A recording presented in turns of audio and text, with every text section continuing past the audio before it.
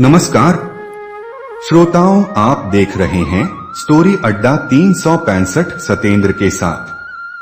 प्रिय श्रोताओं, आज हम आपको एक कथा का श्रवण करा रहे हैं जो सुनने मात्र से आपके जीवन में सुख, संपत्ति और धन धान्य की वर्षा होगी। तो कथा को प्रारंभ करते हैं। भगवान शिव माता पार्वती से कहते हैं, यह 3 बातें मानव को कभी भी किसी को नहीं बतानी चाहिए। जो इंसान यह 3 बातें नहीं बताते हैं वह कभी गरीब नहीं रहेगा। फिर माता पार्वती कहती हैं, हे प्राणनाथ, वह कौन सी 3 बातें हैं जिन्हें जान लेने से मानव को कभी भी दुखों का सामना नहीं करना पड़ेगा। भगवान शिव उत्तर देते हैं, हे देवी, आज मैं पृथ्वी लोक पर एक सन्यासी का रूप धारण करके यह 3 बातें बताने जा रहा हूँ। कृपया आप इस कहानी को ध्यान से सुने। अगर आप यह कहानी सुन रहे हैं तो पूरा सुनिए। इस कथा को आधा अधूरा छोड़कर जाने की गलती मत कीजिएगा, क्योंकि इस पवित्र कथा को पूरा सुनने से मनचाहा फल प्राप्त होगा। इसलिए श्रोताओं, इस कथा को पूरा सुने। अगर आप शिव भक्त हैं तो भोलेनाथ का अनादर न करें। अब कथा शुरू होती है। बहुत प्राचीन समय की बात है। एक नगर में एक धनवान सेठ रहता था। उसके घर में किसी चीज की कमी नहीं थी और उसका व्यापार बहुत अच्छा चल रहा था। उसकी पत्नी भी बहुत खुश रहती थी, क्योंकि सेठ हर महीने उसके लिए नए नए गहने खरीदता था और उसे बहुत प्रसन्न रखता था। प्रिय श्रोताओं, सेठ के घर के बगीचे में एक वटवृक्ष था। उस वटवृक्ष के नीचे एक सन्यासी अपना आसन बिछाकर ध्यान किया करते थे। सेठ और सेठानी दोनों उस सन्यासी की बहुत सेवा करते थे और उनकी देखभाल भी करते थे, क्योंकि वह सन्यासी कई सालों से उसी वटवृक्ष के नीचे रह रहे थे। सेठ हर रोज सन्यासी को घर का भोजन देते थे और सन्यासी भी उनसे बहुत प्रेम करते थे। भगवान शिव, जो सन्यासी के रूप में थे, बहुत सुखी थे, क्योंकि उन्हें किसी चीज के लिए कहीं और नहीं जाना पड़ता था। सेठ और सेठानी हर रोज उन्हें स्वादिष्ट भोजन खिलाते थे। अब सुनिए प्रिय श्रोताओं, सेठ की पत्नी बहुत ही सरल और भोली स्वभाव की थी। उसकी आदत थी कि वह घर की हर बात बाहर वालों को बता देती थी। एक दिन सेठ की पत्नी ने अपने पति से पूछा, पिया जी, आपका व्यापार कैसा चल रहा है? आप कैसे इतना मुनाफा कमाते हो? श्रोताओं, अपनी पत्नी का ऐसा सवाल सुनकर सेठ ने सारी बातें बता दी। सेठ ने कहा, प्रिय, मैं अनाज का धंधा करता हूँ। मैं चंबल की घाटी से अनाज खरीदता हूँ और उसे महंगे दामों में बेच देता हूँ। प्रिय श्रोताओं, अपने पति की यह बात जानकर सेठानी बहुत प्रसन्न हुई। उसने सोचा, मेरे पति तो बहुत ही बुद्धिमान हैं। यह बात तो सारे नगर वालों को पता होनी चाहिए कि मेरे पति इतने ज्यादा धन कमाते हैं। प्रिय श्रोताओं, अब सेठ की पत्नी ने पूरे नगर में यह बात फैला दी कि उनके पति इस तरीके से पैसा कमाते हैं। अब क्या था, नगर के कुछ लोगों को जब यह पता चला कि सेठ किस प्रकार धन अर्जित करता है, तो वे सभी भी अनाज का धंधा करने लगे। अब नगर के बहुत से लोग अनाज का व्यापार करने लगे थे। सेठ, जो पहले कम दाम में अनाज खरीदता था, अब वही अनाज महंगे दामों में बिकने लगा। सेठ का धंधा थोड़ा कम चलने लगा। उसे मुनाफा नहीं हो रहा था और धीरे धीरे वह गरीब होता जा रहा था। प्रिय श्रोताओं, सेठ का पूरा धंधा बैठ जाता है। यह देखकर वह बहुत चिंतित और दुखी हो जाता है। एक दिन की बात है, सेठ अपने व्यापार की परेशानी से तंग आकर बगीचे में बैठा था। तभी भगवान शिव, जो सन्यासी रूप में थे, वहां आते हैं और कहते हैं, सेठ जी, क्या बात है? आज आप कुछ परेशान लग रहे हैं। तब सेठ बताता है, हे संत महात्मा, मेरा व्यापार बहुत मंदा चल रहा है। मुनाफा बहुत कम हो गया है। नगर के बहुत से लोगों ने अनाज का धंधा शुरू कर दिया है, जिससे मेरा धंधा बैठता जा रहा है। भगवान शिव जो सन्यासी रूप में थे, सेठ की बातें सुनकर कहते हैं, सेठ जी, क्या आपने किसी को बताया था कि आप किस प्रकार अपना धन अर्जित करते हैं? किस प्रकार आप अपनी जीविका चलाते हैं? तब सेठ कहता है, हाँ संत महात्मा, मैंने अपनी पत्नी को सारी बात बताई थी। वह मुझसे पूछ रही थी कि आप इतना धन कैसे कमाते हैं, तो मैंने उसे बताया कि मैं अनाज का व्यापार करके धन अर्जित करता हूँ। प्रिय श्रोताओं, अब सन्यासी को सारी बात समझ में आ जाती है। सन्यासी कहते हैं, सेठ जी, आपने बहुत बड़ी गलती कर दी है। आपको सेठानी जी से यह बातें नहीं करनी चाहिए थीं। आज मैं आपको एक कहानी सुनाता हूँ और इस कहानी के माध्यम से बताऊंगा कि चाहे कितने भी करीबी इंसान हो, यह 3 बातें कभी किसी को नहीं बतानी चाहिए। इससे गरीबी आपके आसपास भी नहीं भटकेगी। प्रिय श्रोताओं, अब सन्यासी जो भगवान शिव थे, अपनी कहानी प्रारंभ करते हैं। सन्यासी कहते हैं, सेठ जी, एक समय की बात है, एक नगर में एक गरीब आदमी रहता था। वह इतना गरीब था कि अपने परिवार के लिए ठीक से भोजन भी नहीं जुटा पाता था। फिर सन्यासी आगे कहते हैं, गरीबी मनुष्य के लिए एक अपमानकारी दुख था। बिना धन के गृहस्थी और घर चलाना बहुत मुश्किल था। सेठ जी, वह गरीब आदमी जैसे तैसे अपने घर वालों का पेट पाल रहा था। कभी उनको भोजन मिल जाता था तो कभी भूखे पेट ही सोना पड़ता था। एक दिन उस गरीब आदमी की पत्नी ने कहा, हमारे पास तो धन ही नहीं है। सुबह को खा लें तो शाम की उम्मीद नहीं है, शाम को खा लें तो सुबह की उम्मीद नहीं है। आखिर ऐसे कब तक चलेगा? मैं जैसे तैसे करके घर चला लूंगी, लेकिन आप धन कमाने के लिए परदेश चले जाइए। इस प्रकार से हमारे परिवार का गुजारा नहीं चलेगा। मनुष्य के पास चाहे कितना ही धन हो, लेकिन अगर उसके पास कोई काम नहीं है तो वह धन भी बेकार होता है। अगर हम कुछ नहीं करेंगे तो अपने बच्चों को कैसे पालेंगे? भूखे मरने से अच्छा है कि किसी की छोटी मोटी मजदूरी ही कर लें। अब पत्नी के बार बार कहने पर वह गरीब आदमी धन कमाने की आस लेकर घर से निकल पड़ा। वह जंगलों के रास्ते से प्रदेश के लिए रवाना हुआ। चलते चलते वह एक जंगल में पहुंच गया। दूर की यात्रा तय करके जा रहा था। बेचारा थक चुका था। तभी उसने देखा, आगे एक छायादार बरगद का पेड़ है। उस पेड़ की लंबी लंबी शाखाएं थीं और उसकी जड़ें जमीन को छू रही थीं। शीतल छाया देखकर वह बेचारा गरीब आदमी उस पेड़ के नीचे बैठकर आराम करने लगा। प्रिय श्रद्धालुओं, सन्यासी आगे कहते हैं, वह गरीब आदमी बरगद के नीचे आराम से लेटा हुआ था। तभी उसने देखा कि कहीं से एक सांप आया और वह सांप उसी पेड़ पर चढ़ गया। गरीब आदमी उस सांप को गौर से देख रहा था। सोचने लगा, यह सांप इस बरगद पर क्यों चढ़ रहा है और अब क्या करेगा? तभी उसने देखा कि उस पेड़ की डाल पर तोता और मैना का घोंसला था। घोंसले में तोता और मैना के बच्चे रखे हुए थे। सांप को देखकर तोता और मैना के बच्चे डर के मारे चिल्लाने लगे।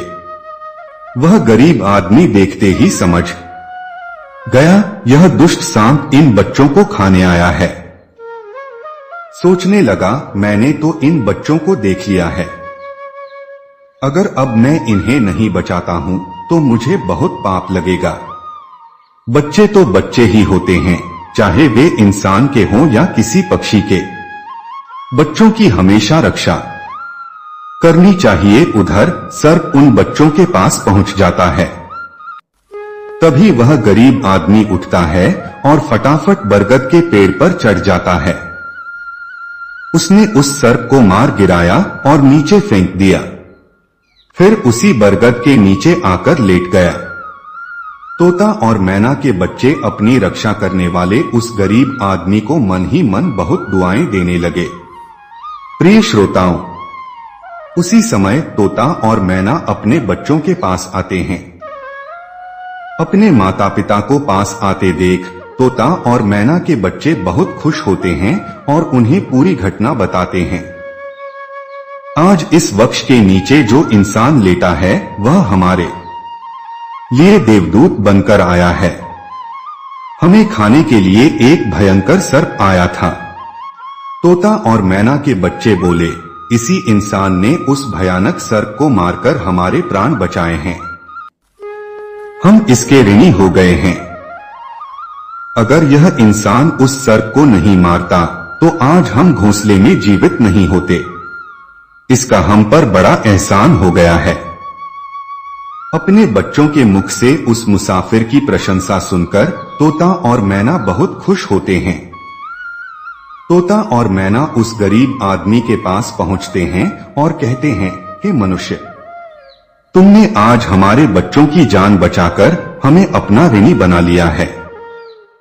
आप कौन हो और कहां जा रहे हो? तोता और मैना के पूछने पर वह गरीब आदमी कहता है, हे पक्षियों, मैं एक गरीब आदमी हूं और धन कमाने के लिए परदेश जा रहा था। सफर का थका हारा था तो इस बरगद की छाया में बैठकर आराम करने लगा। तब मैंने देखा कि एक दुष्ट सर्प तुम्हारे बच्चों को खाने के लिए तुम्हारे घोंसले के पास जा रहा था। मैंने उसे मार डाला। तोता और मैना बोले, भाई, तुमने हम पर बहुत बड़ा उपकार किया है। संसार में सबसे बड़ी खुशी बच्चों से होती है। बच्चों से अधिक प्रिय तो किसी को कोई नहीं होता। आप भी तो धन कमाने अपने बच्चों के लिए ही जा रहे हैं। अब आपने हमारे बच्चों की जान बचाई है तो हम आपके बच्चों की भूख मिटाना चाहते हैं। तब उन्होंने बताया, हम दोनों तोता और मैना नाम के पक्षी हैं। हम हमेशा कीमती मोती खाते हैं और हमने सुना है कि यह मोती मनुष्यों के लिए बहुत मूल्यवान होते हैं। हम तुम्हें कुछ मोती देते हैं, तुम उन्हें बेचकर बाजार से कुछ खाने पीने का सामान ले आओ और आज से तुम यहीं रहकर हमारे बच्चों की देखभाल करते रहना। हम तुम्हें इसी तरह से रोज यह कीमती मोती लाकर देते रहेंगे। तोता और मैना की बात सुनकर वह गरीब आदमी खुश हो गया। सोचता है, अगर मुझे यही धन मिलेगा तो मैं बाहर क्यों जाऊंगा। प्रिय श्रोताओं, वह आगे कहता है कि सेठ जी, वह गरीब आदमी तोता से कुछ मोती लेकर बाजार गया और अपने खाने पीने का सामान खरीद लाया।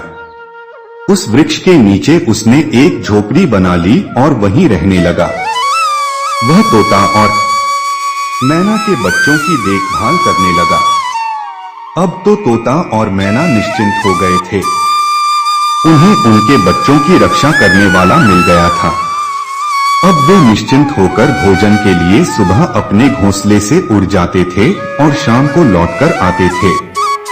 अपने बच्चों को घोंसले में सुरक्षित देखकर वे बहुत खुश होते थे और उस गरीब आदमी का धन्यवाद करते थे।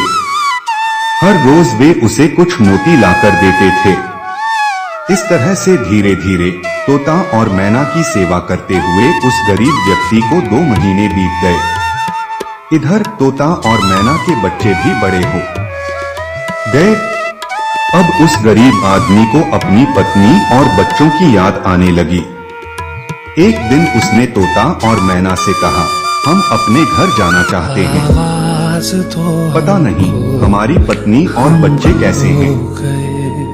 तब तोता और मैना बोले, भाई, अब तुम निश्चिंत होकर अपने घर जाओ और अपने बच्चों के साथ रहो। हमारे बच्चे भी अब उड़ने के काबिल हो गए हैं। अब कोई भय नहीं है। तुम अपनी पत्नी और बच्चों को देखो। कभी तुम्हें हमसे मिलने का मन हो तो इसी स्थान पर आ जाना। श्रोताओं, इतना कहकर तोता और मैना उस गरीब आदमी को ढेर सारे मोती दे देते हैं। अब वह गरीब व्यक्ति उन मोतियों को अपने साथ लेकर अपने घर पहुंच जाता है। उसने वह मोती अपनी पत्नी को दिखाए तो उसकी पत्नी बहुत प्रसन्न हुई। उसने पूछा, पतिदेव, तुम यह कीमती मोती कहां से लेकर आए हो? तब उस आदमी ने बताया, हे प्यारी, मैं बीते 2 महीने से एक तोता और मैना की नौकरी कर रहा था। उन्हीं ने मुझे यह कीमती मोती दिए हैं। यह मोती बहुत कीमती और अनमोल हैं। इन्हें बेचकर हम अपना घर और बड़ा बनवाएंगे, अपने बच्चों को अच्छे वस्त्र लाकर देंगे और तुम्हारे लिए भी नए नए गहने बनवाएंगे।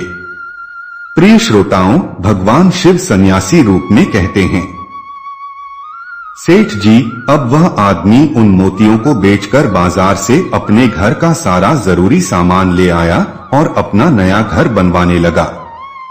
अब वह आराम की जिंदगी जीने लगा। प्रिय श्रोताओं, उस नगर के राजा प्रताप सिंह एक अजीब रोग से ग्रसित हो गए थे। नगर में दूर दूर से बड़े बड़े वैद्य राज को देखने आए और अपने अपने तरीके से इलाज शुरू कर दिया, लेकिन राजा के स्वास्थ्य में कोई सुधार नहीं हुआ। जब किसी के इलाज से राजा ठीक नहीं हुए तो एक वैद्य ने राजा से कहा, महाराज, आपकी जिंदगी बच सकती है। अगर आपको तोते के बच्चे का मांस मिल जाए तो आप हमेशा के लिए ठीक हो जाएंगे। इस प्रकार वैद्य की बात सुनकर राजा प्रताप सिंह ने अपने राज्य में घोषणा करवा दी, जो कोई मुझे तोता लाकर देगा उसे सोने के सिक्के दिए जाएंगे। प्रिय श्रोताओं, धीरे धीरे यह बात पूरे राज्य में फैल गई। सब लोग तोते की तलाश में इधर उधर लग गए, पर किसी को भी तोता नहीं मिला। एक दिन गरीब आदमी की स्त्री अपने पड़ोस में कुछ स्त्रियों के साथ बैठकर बात कर रही थी। कुछ घर गृहस्थी की बातें हो रही थीं। बातों ही बातों में तोते की चर्चा छिड़ गई। एक स्त्री बोली, बहन, क्या तुम्हें पता है कि राजा साहब ने तोते का बच्चा लाने का आदेश दिया है? तोता लाना कोई आसान काम नहीं है। जब गरीब आदमी की पत्नी ने सुना कि राजा साहब बीमार हैं और उन्होंने घोषणा की है कि जो कोई उन्हें तोते का बच्चा लाकर देगा उसे सोने के सिक्कों से मालामाल कर देंगे, यह सुनकर उस गरीब आदमी की पत्नी ने कहा, अरे बहनों, तोता लाना कौन सी बड़ी बात है। मेरे पति तो 2 महीने तोता और मैना की नौकरी करके आए हैं। वह एक नहीं कई तोते ला सकते हैं। इतना कहने के बाद वह घर चली गई। नगर की स्त्रियों ने उसकी बात सुनी और अपने पतियों से बताई। धीरे धीरे यह बात पूरे नगर में फैल गई। राजा ने भी सुना कि उनके राज्य में एक व्यक्ति है जो तोता और मैना के पास नौकरी करके आया है। राजा ने अपने सैनिकों को आदेश दिया कि उस आदमी को पकड़कर लाएं और उससे कहें कि वह एक तोते का बच्चा लाकर दे। राजा ने कहा, इसके बदले हम तुम्हें मुंहमांगा इनाम देंगे। यह सुनकर वह आदमी घबरा गया और बोला, महाराज, आप मेरे प्राण ले लो, पर मैं आपको तोते का बच्चा लाकर नहीं दे सकता। मैंने तो उनकी जान बचाई थी। एक रक्षक भक्षक कैसे बन सकता है? उसके इनकार करने पर राजा प्रताप सिंह बहुत नाराज हुए और बोले, अगर तुमने हमारी बात नहीं मानी और तोते का बच्चा लाकर नहीं दिया तो हम तुम्हारी पत्नी और बच्चों को मरवा देंगे। प्रिय श्रोताओं, फिर भगवान शिव रूपी सन्यासी कहते हैं, मनुष्य सबसे ज्यादा कमजोर तब पड़ता है जब उसे अपने परिवार की चिंता सताती है, जब उसके बच्चों की सुरक्षा की बात आती है। ऐसे में वह कुछ भी करने को मजबूर हो जाता है। राजा की बात सुनकर वह गरीब आदमी बहुत घबरा गया। उसने सोचा, अब मुझे किसी भी तरह तोते का बच्चा लाकर राजा को देना ही होगा। वह घर आया और अपनी पत्नी को डांटते हुए बोला, तुमने यह क्या कर दिया? तुम्हें बिल्कुल भी समझ नहीं है हम क्या करते हैं और कहाँ जाते हैं। तुमने यह बातें नगर की स्त्रियों से क्यों कही। धीरे धीरे यह बात राजा प्रताप सिंह तक पहुंच गई। अब बताओ मैं क्या करूं। जिन तोता और मैना ने हमें खाने को भोजन, रहने को नया घर और पहनने को अच्छे वस्त्र दिए, मैं उनके साथ गद्दारी कैसे कर सकता हूँ। पत्नी को डांटते हुए वह बोला, तुमने यह बात उन महिलाओं को बताकर बहुत बड़ी भूल की है। प्रिय, अपने घर की कुछ बातें दूसरों से कभी नहीं कहनी चाहिए। पहली बात, आपके घर में कितना धन है और आपकी कमाई का स्रोत क्या है, यह बातें दूसरों से कभी नहीं बतानी चाहिए। दूसरी बात, घर में आपसी प्रेम की बातें, पति पत्नी के प्रेम की बातें बाहर वालों के सामने नहीं करनी चाहिए। तीसरी बात, आपसी लड़ाई झगड़े, मतभेद, मान अपमान की बातें कभी दूसरों के सामने नहीं करनी चाहिए, वरना लोग हमारी गुप्त बातें जानकर, हमारी कमजोरी को समझकर हमारा फायदा उठाते हैं। चौथी बात, अपनी कमजोरी दूसरों के सामने न बताएं और अपनी उन्नति का राज किसी को न बताएं। जिन बातों के कहने से आपके परिवार पर दुख आ सकता है, वे बातें कभी बाहर नहीं करनी चाहिए। वह व्यक्ति जोर देकर कहता है, खासकर उन बातों को अपनी स्त्री से न कहें जिन बातों से घर की मान प्रतिष्ठा नष्ट होती हो, परिवार पर संकट आता हो, किसी की जान जाती हो, परिवार में फूट पड़ती हो या आपके रिश्ते खराब होते हो, क्योंकि कहते हैं कि स्त्रियों के पेट में इस तरह की बातें पचती नहीं हैं। अब वह गरीब आदमी बोला, प्रिय, तुम्हारी यह गलती आज हमारे परिवार को मौत के मुंह में डाल रही है। यदि तुमने इस बात को छुपा लिया होता तो आज हम निर्भय होकर अपने घर में आनंद की जिंदगी जी रहे होते। अब राजा की आज्ञा है तो तोते का बच्चा लाकर राजा को देना ही पड़ेगा, लेकिन ऐसा करने से मैं पापी कहलाऊंगा। जिन बच्चों की मैंने इतने दिन देखभाल की, जिन्हें मैंने मरने से बचाया, अब मैं उन्हें किस प्रकार मौत के मुंह में डाल सकता हूँ। पत्नी कहने लगी, पतिदेव, अब जो भी हो, लेकिन हमें अपनी और बच्चों की जिंदगी बचानी है, तो आपको यह पाप करना ही पड़ेगा। प्रिय श्रोताओं, अब वह लाचार गरीब आदमी जंगल की ओर चल पड़ा, जहाँ वह तोते के बच्चों की देखभाल करता था। उधर जब तोता और मैना और उनके बच्चों ने उस गरीब आदमी को अपने पास आते हुए देखा तो वे बड़े खुश हो गए। अपने बच्चों को अत्यंत खुश देखकर तोता और मैना कहने लगे, अरे बच्चों, तुम इतने खुश क्यों हो रहे हो। वह तो तुम में से किसी एक को लेने आ रहा है। तुम में से कौन है जो आज उसके साथ जाकर उसकी और उसके बच्चों की जान बचाएगा।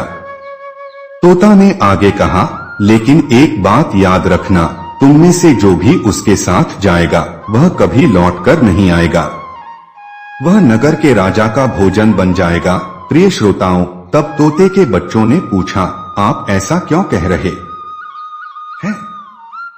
तोता बताता है, बच्चों, यहाँ का राजा बीमार पड़ गया है और वैद्य ने उसे तोते के बच्चे का मांस खाने को कहा है, इसलिए तुम में से किसी एक को वह लेने के लिए आया है। यदि तुम में से कोई उसके साथ जाने को डोट तैयार है तो वह जा सकता है। तभी उनमें से एक बच्चा कहने लगा, हे माता पिता, उस आदमी ने ही हम सबकी जिंदगी बचाई है और आज वह आदमी बहुत बड़ी मुसीबत में है। ऐसे में हमें भी उसकी मदद करनी चाहिए, चाहे हमारी जान ही क्यों न चली जाए, लेकिन हम उसके साथ जरूर जाएंगे। उधर वह आदमी उस बरगद के वृक्ष के नीचे आता है और तोता मैना से अपना दुख बताता है। तब तोता मैना कहते हैं, हे भाई, तुम चिंता मत करो, हमारे बच्चे तुम्हारे साथ जाने के लिए तैयार हैं, तुम इनमें से किसी एक को ले जाओ। श्रोताओं, अब वह गरीब आदमी उनमें से एक तोते के बच्चे को लेकर लौट जाता है और राजा को दे देता है। राजा उस तोते के बच्चे को एक पिंजरे में बंद करता है और अपने नौकर से कहता है, इसे सुबह निकालेंगे और फिर इसके मांस को खा जाएंगे। प्रिय श्रोताओं, अब क्या होता है। राजा सूर्य प्रताप सिंह का एक बेटा था जो पशु पक्षियों से बहुत प्रेम करता था।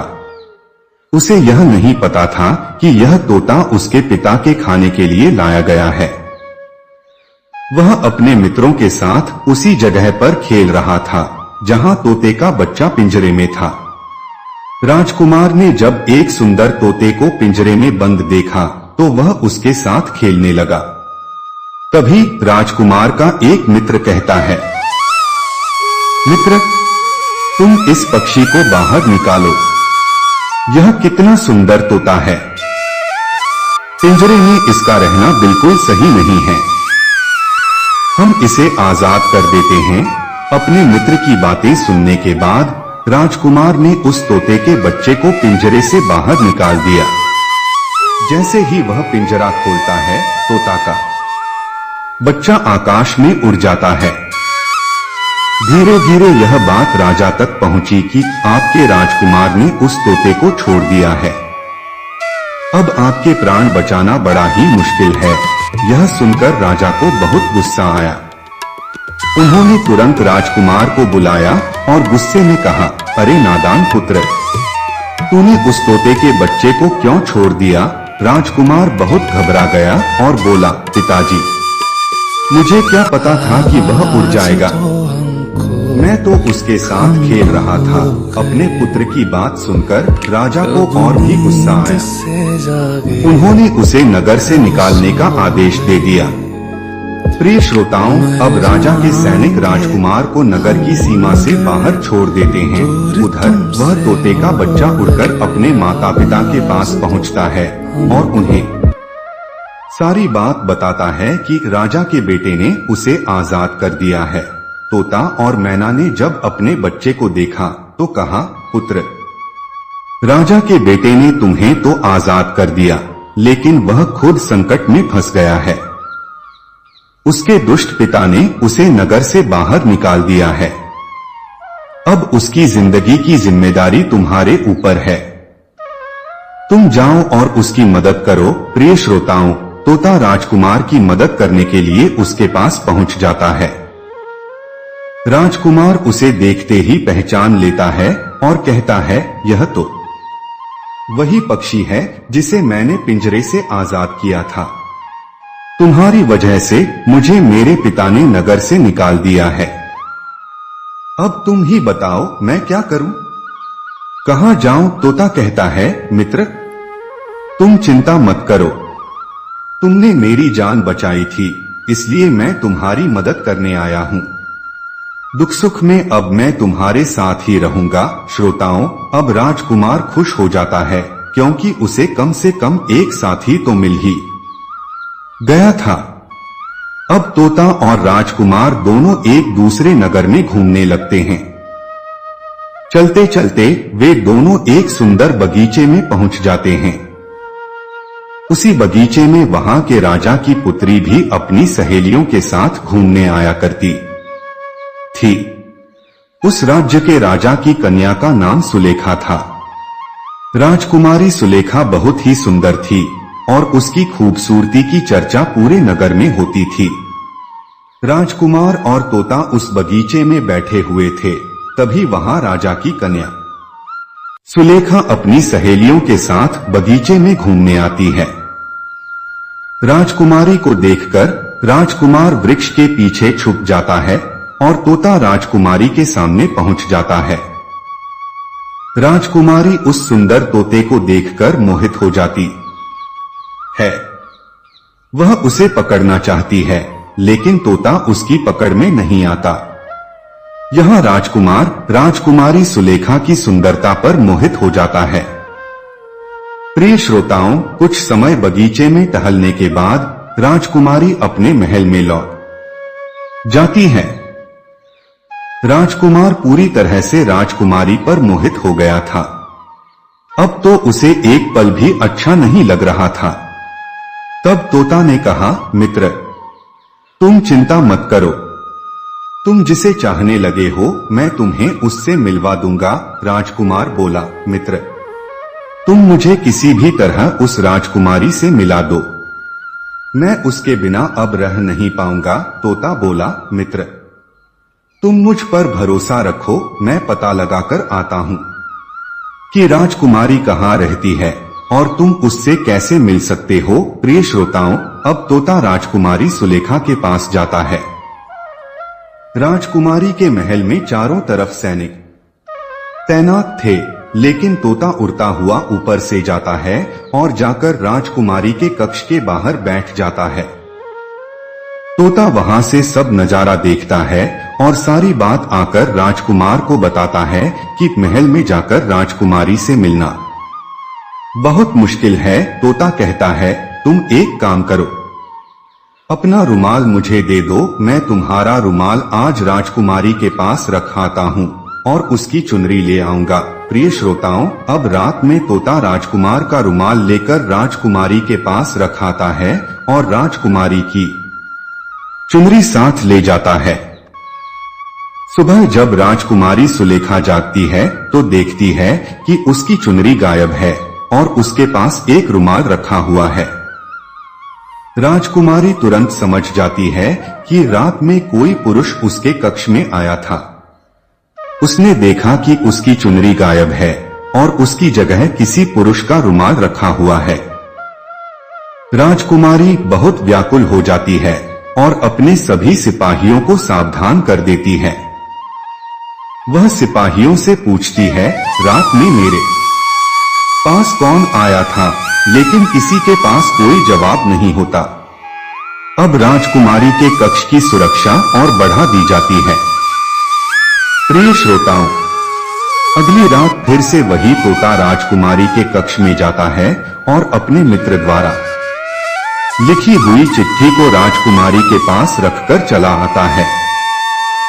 अगले दिन जब राजकुमारी जागती है और चिट्ठी पढ़ती है तो उसमें लिखा होता है, राजकुमारी, मैंने जब से तुम्हें देखा है तब से मैं तुम्हारा हो गया हूँ।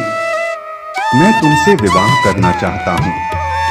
अगर तुम्हें मुझसे मिलना है तो तुम अपने बगीचे में आ जाना, मैं तुम्हें वहाँ मिल जाऊंगा। अब राजकुमारी अपनी सहेलियों को लेकर बगीचे में जाती है, लेकिन वहाँ उसे कोई पुरुष नजर नहीं आता। वहाँ तो सिर्फ वही तोता घूम रहा होता है जिसे उसने उस दिन देखा था। तोता राजकुमारी से कहता है, राजकुमारी, तुम जिसे देख रही हो मैं तुम्हें उससे मिला सकता हूँ, लेकिन पहले तुम मुझे वचन दो कि तुम यह बात अपने पिता से नहीं कहोगी और मेरे मित्र को बंदी नहीं बनाओगी। राजकुमारी ने वचन दिया, ठीक है, मैं उसे बंदी नहीं बनाऊंगी। मुझे उससे मिलाओ, मैं भी देखना चाहती हूँ कि वह कौन है जो इतने सख्त पहरे के बावजूद भी मेरे कक्ष में पहुँच गया। तब तोता ने अपने मित्र राजकुमार को बुलाया। श्रोताओं, राजकुमार भी देखने में बहुत सुंदर था। उसकी सूरत देखकर राजकुमारी भी उस पर मोहित हो गई। तब राजकुमार आता है और राजकुमारी के पास बैठकर बड़े ध्यान से उसके सुंदर चेहरे को निहारने लगता है। तुम कौन हो? राजकुमारी ने पूछा, और इतने कड़े पहरे के बाद भी तुम मेरे कक्ष तक कैसे पहुंच गए? राजकुमार बोला, प्रिय, जब दिल में प्रेम होता है तो कोई भी कार्य असंभव नहीं होता। जब से मैंने तुम्हें देखा है तब से मैं तुम्हें प्रेम करने लगा हूँ और तुमसे विवाह करने की इच्छा रखता हूँ। श्रोताओं, जब राजकुमारी ने पूछा, तुम कौन हो और कहां से आए हो, तब राजकुमार ने अपनी पूरी कहानी उसे सुनाई। राजकुमार की कहानी सुनने के बाद राजकुमारी के मन में उसके लिए सहानुभूति हो गई। अब तो रोजाना राजकुमारी रूपमती उस राजकुमार से मिलने उस बगीचे में आया करती थी। एक दिन राजकुमारी ने कहा, राजकुमार, मेरे पिता तुम्हारे साथ मेरा विवाह कभी नहीं करेंगे, इसीलिए मैं तुम्हारे साथ भाग चलती हूँ। हम कहीं दूर जाकर अपना विवाह कर लेंगे और आनंद पूर्वक रहेंगे। प्रिय श्रोताओं, अब वही होता है। राजकुमारी उस राजकुमार के साथ घोड़े पर सवार होकर भाग जाती है। काफी दूर जाने के बाद वे एक झोपड़ी बनाते हैं और विवाह करके दोनों साथ रहने लगते हैं। दोनों को रहते रहते बहुत समय बीत जाता है और वह तोता भी उन्हीं के साथ रहता है। प्रिय श्रोताओं, भगवान शिव सन्यासी रूप में कहते हैं, सेठ जी, उसी राजकुमार की झोपड़ी में किसी तरह आग लग जाती है। उसी आग को बुझाने के चक्कर में उस तोते का एक पंख जल जाता है। तब तोता ने कहा, देखो मित्र, अब आप अपने घर चले जाइए। अब आपके पिता का गुस्सा भी शांत हो चुका होगा। अब आपके पिता आपसे कुछ नहीं कहेंगे। जब वह आपको अपनी बहू के साथ देखेंगे तो वह आपको माफ कर देंगे। मेरा तो एक पंख जल गया है, मैं अब उड़ नहीं सकता, इसलिए मैं कुछ दिन तक यहीं रहकर अपने पंख ठीक होने का इंतजार करता हूं। जब मेरा पंख दोबारा उग जाएगा तो मैं आपसे मिलने के लिए जरूर आऊंगा। प्रिय श्रोताओं, इस प्रकार से राजकुमार और उसकी पत्नी अपने नगर के लिए चल देते हैं। चलते चलते रास्ते में एक नदी पड़ती है। उस नदी पर एक नाविक नाव चलाता था। राजकुमार अपनी पत्नी को लेकर नाव में बैठ जाता है। जैसे ही नाव नदी के बीच में पहुंचती है, राजकुमार देखता है कि एक चूहा बार बार नाव पर चढ़कर आता है, लेकिन वह नाविक उसे हटाकर नदी में गिरा देता है। अरे, राजकुमार कहने लगा, यह बेचारा इस प्रकार से तो जल में डूबकर मर जाएगा। इसे अपने प्राणों की रक्षा के लिए नाव पर चढ़ने दो। राजकुमार के कहने पर नाविक ने उस चूहे को नाव पर चढ़ जाने दिया। जैसे ही चूहा नाव के अंदर गया, वह अंदर जाकर छुप गया। थोड़ी देर बाद उन्होंने देखा कि नाव के अंदर धीरे धीरे पानी आने लगा। प्रिय श्रोताओं, उसी चूहे ने नाव को काटकर उसमें छेद कर दिया था, जिससे पानी भरने लगा। जब नाव में पानी बढ़ने लगा तो नाव डूबने लगी। धीरे धीरे जब नाव पूरी तरह डूब गई, राजकुमार और राजकुमारी पानी में बहने लगे। पानी के तेज बहाव में राजकुमार दूर निकल गया और राजकुमारी भी बहती हुई राजा के बगीचे में जा पहुंची। बगीचे में रहने वाला माली जब राजकुमारी को बेहोश अवस्था में नदी के किनारे पड़ा देखता है तो वह तुरंत राजा को खबर देता है।